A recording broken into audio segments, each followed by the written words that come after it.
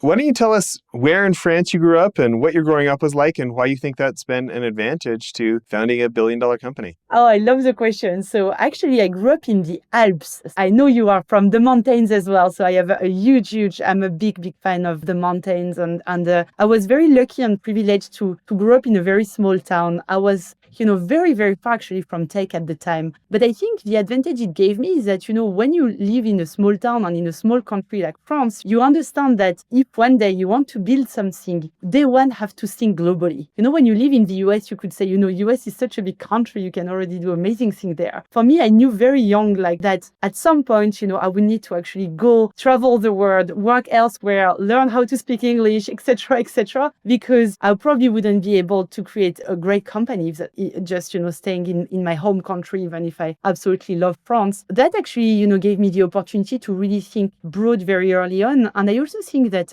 as someone from the mountains, I've learned very early on that, climbing a mountain is hard. And that actually the journey of climbing the mountain is what makes it interesting, not necessarily getting to the top. And that actually during even this journey, you go to many tops. You go to one mount and then you realize it's at the end, you have to go down and you have to go up again, etc. And I think that actually gave me a real sense of what the effort is, because it's something that sometimes is hard to realize is how much my journey at Pigment, there is no end to it. It's not like I'm not waiting for an IPO or I'm not waiting. It's not that. My journey at Pigment is a day-to-day. And it's really what I absorb every day, and it's the effort that I love. And I think not everybody knows this effort. And I think I was very fortunate actually to grow up in that environment.